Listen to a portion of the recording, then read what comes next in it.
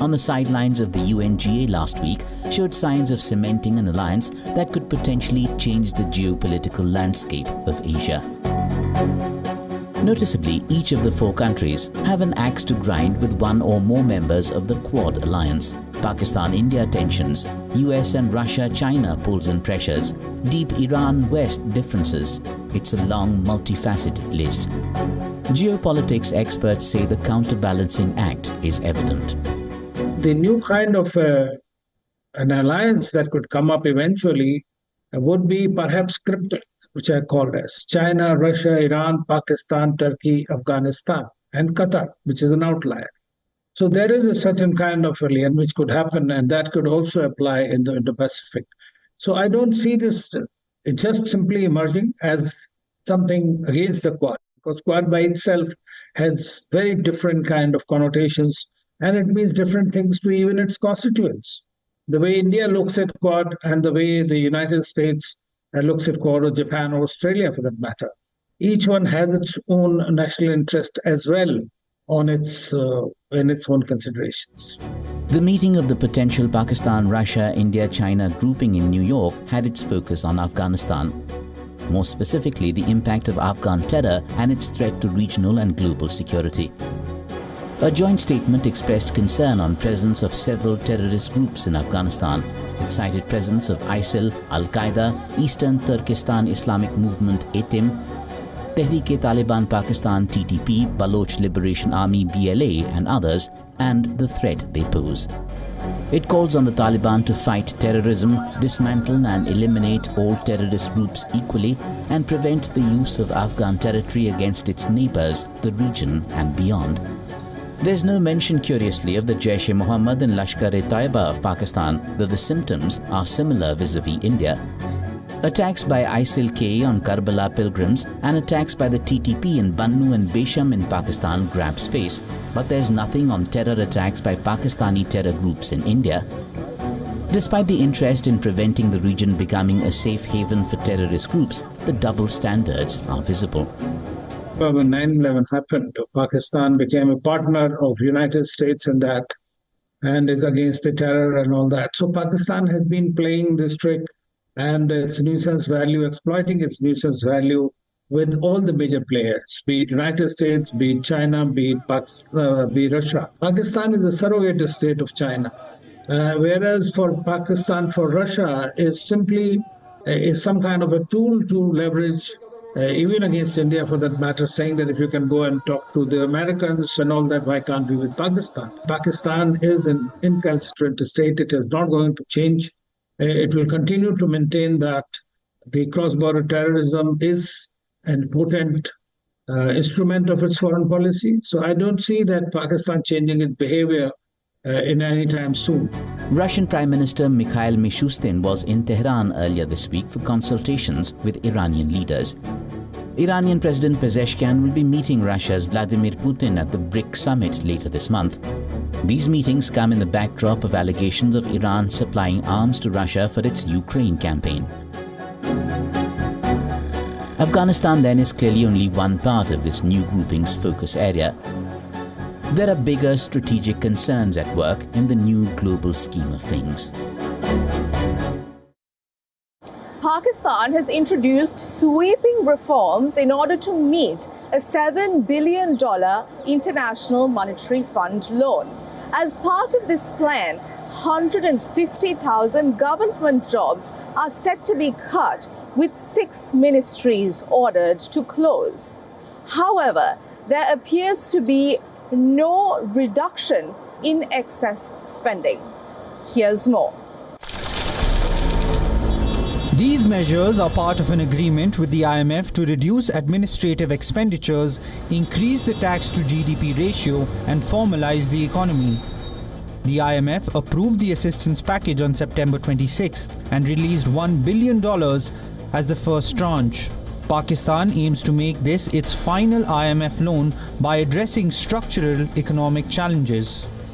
Finance Minister Mohammad Aurangzeb, returning from the United States, outlined the government's reforms. At the outset, a whopping 150,000 government jobs will be cut. 6 government ministries are to be wound up completely. The tax base is to be expanded by targeting previously untaxed sectors such as agriculture and real estate.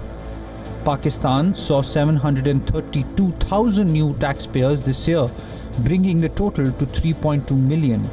The government also plans to eliminate the non-filers category, preventing those who don't pay taxes from purchasing property or vehicles. Pakistan is pushing for economic formalization as part of its goal to join the G20 and move beyond dependence on IMF programs. Pakistan's economy has shown signs of recovery, with inflation dropping to single digits and foreign exchange reserves reaching their highest levels. The finance minister highlighted growth in both national exports and tech exports, boosting investor confidence. The policy rate has been cut by 4.5% to maintain stability in exchange and interest rates. Despite past reliance on IMF loans, this program is seen as critical for long-term economic sustainability. However, doubts remain, as Pakistan has previously secured 24 loans from the IMF without resolving deeper economic issues. Here's one that stands out this time: a splurge for the VVIP. The provincial government of Pakistan's Punjab province has decided to purchase 76 new luxury vehicles for government officials. The price tag over $2 million. 9 new luxury गाड़ियां, जी हाँ जी, ये तकरीबन जो है 70 to 80 crores will be spent on new luxury vehicles, and some VVIP vehicles are included.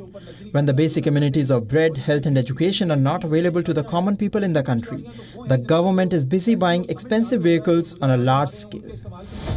A report says these vehicles will be used by provincial ministers, parliamentary secretaries, escorts for provincial ministers' security and VVIP protocol duties.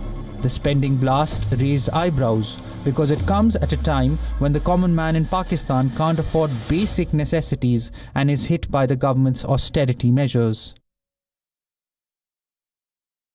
Jammu and Kashmir have completed 3 phases of voting in their first assembly polls in nearly a decade. There has been a healthy 63% voter turnout as they look towards electing representatives to resolve their issues. All eyes will now be on the counting day, which is the 8th of October. WION's correspondent Idris Leon brings you this report on ground sentiment.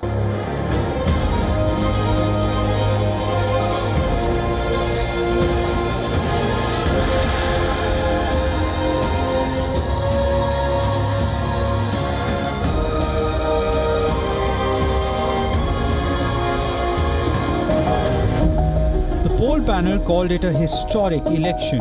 There were no repolls and overall voting beat the 2024 Lok Sabha elections. The 63.45% overall turnout fell just short of the last elections held a decade back. It was close to 65% then. The polling exercise successfully completed. All eyes are now on October 8th, the result day. Our expectation from whoever forms the government is to ensure the safety of the people of Jammu, to secure their rights and generate employment opportunities, reduce unemployment, work on skill development, and train people so they can run their businesses. This voting is a great thing that is happening. Hope that we get a good government for the youth and one that generates employment opportunities. It does not matter who forms the government. Whoever it is, I hope they are good for our people. Prosperity, employment and the statehood. The 3 main demands of the voters this election had set the tone. Polling took place in 90 seats held in 3 phases. Security was a big concern amid the series of terrorist encounters with security forces. Areas close to the line of control and international border were put on high alert, and a 3-tier security system was put in place around every polling booth in the region. Zero violence recorded on voting days itself is a huge victory. Polling officials even hiked into mountains and waded through rivers to set up voting booths in far-flung areas. The slogan, "No voter left out," is an integral part of the election ethos in India. It's a very dangerous terrain out there. We have come very far, but we still have to travel a lot. Our location for the polling booth is very far away from here. We are tired but still have to walk a lot. The people are excited to vote. It is their right and duty to do so. Our district administration is also encouraging people to vote. We want 100% voter turnout this time. In state capital Srinagar, political pressures ran high ahead of counting day. Former Chief Minister of Jammu and Kashmir, Omar Abdullah, has contested from 2 seats, Budgam and Ganderbal. It's a prestige battle for him. And there's Iltija Mufti, Mehbooba Mufti's daughter, who is fighting her first election from PDP's bastion seat of Bijbehra. The PDP relies on Iltija to continue the Mufti legacy in politics. 44% of the candidates in this election were independents. Who has the voter chosen? And how soon can Jammu and Kashmir get back onto democratic rails? The election has also seen huge public participations during campaigning as well. And we saw that from Prime Minister Narendra Modi to the leader of the opposition Rahul Gandhi, everyone was campaigning in Jammu and Kashmir for their political parties and leaders. And this time around, there was a huge public participation, not only men, but women also in every nook and corner of Jammu and Kashmir. And now, with all the 3 phases passing off peacefully and with zero poll boycott, it's been one of the best elections that have taken place in Jammu and Kashmir. And everybody's eyes on October 8th when the results would be declared. With video journalist Feroz Idris Loan for WION World is One. Kolkata city bid farewell to its iconic trams this week. Those rickety old carriages running across the city of joy served for 151 years. However, as of late, they were reduced for nothing but sentimental value. Which is why, from the 1st of October, only the nostalgia lives on.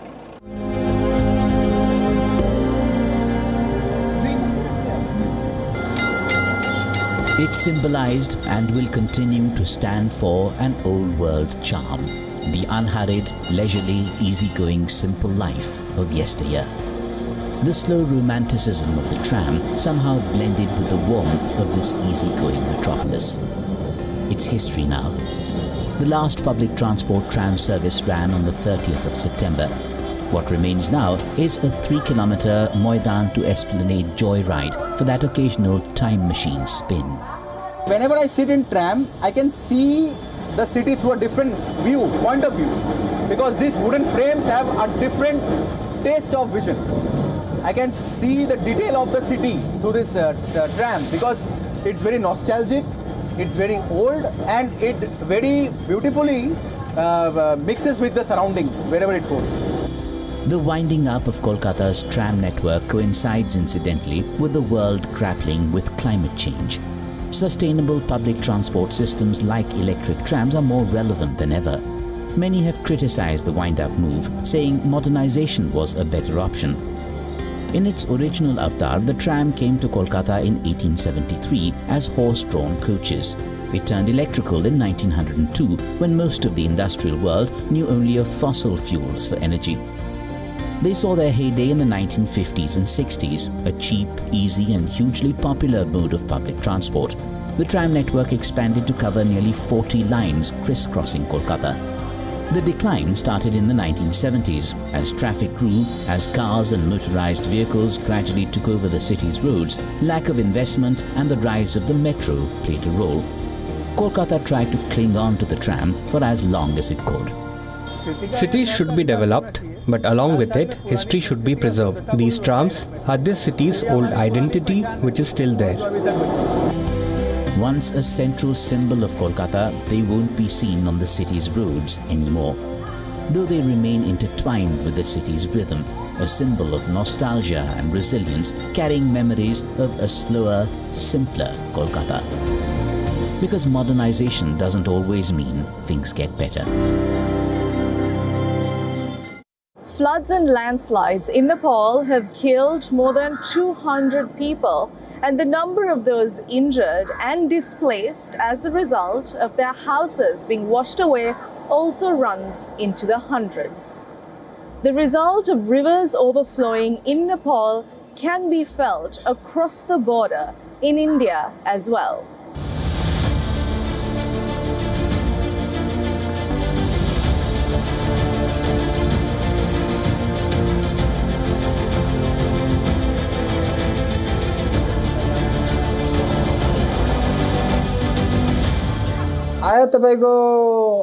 It rained until midnight. There were 4 or 5 staff members here with me.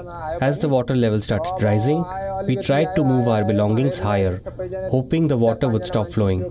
But when the water reached our shoulder level, we had to escape. We came back the next morning and saw that the water had covered everything. Everything is ruined.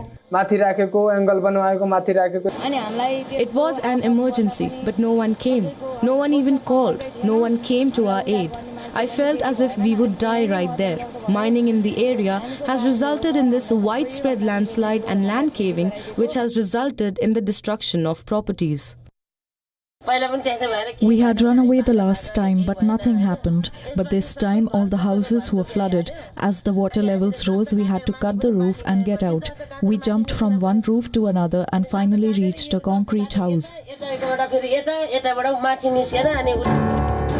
From toppled houses to submerged roads, Nepal is grappling with the aftermath of deadly floods and landslides triggered by days of relentless heavy rain. Rescue efforts continue in various parts of the Himalayan nation. The floods have claimed over 200 lives. In the capital city of Kathmandu, rains destroyed hundreds of homes and swept away bridges, cut off power supplies, and uprooted trees. Rescue teams sieved through the mud, looking for signs of life. Many people were trapped under the debris, while others were stranded on rooftops. The Kathmandu Valley, which is home to over 4 million people, was the worst hit than ever before, as rivers overflowed their banks. 56 people died. A trail of destruction is all that remains. We can't see right now how much loss has been incurred, but there are at least 400 shops here. The 400 shops have suffered a loss of at least $74,700 US. Disaster does not know political borders between countries. The Indian state of Bihar, which shares its border with Nepal, has been hit hard. Water from barrages released in Nepal had a direct impact on rivers. Both the Kosi River and the Gandak River wreaked havoc. Hundreds remain marooned, thousands have been displaced. My entire house is flooded. The water has reached up to our waists. We cannot enter inside our houses. I am unable to cook and my children have not eaten anything for 3 days and no one is helping us. The powerhouse is submerged and there is no electricity. It is completely dark in houses. Houses are flooded, cattle are suffering, and children cannot go to schools since schools are flooded as well. Everything has drowned. We have been displaced by water. Monsoon rains from June to mid-September bring widespread death and destruction across South Asia. The latest spell came towards the end of Nepal's monsoon season. It has been linked to a combination of changing weather patterns and unplanned development, both of which leave Nepal increasingly vulnerable. Recovery takes months, often overlapping into the next natural disaster. Is this the new normal? Do you know the tallest peak in the world, Mount Everest, is getting even taller? Want to know how? Take a look.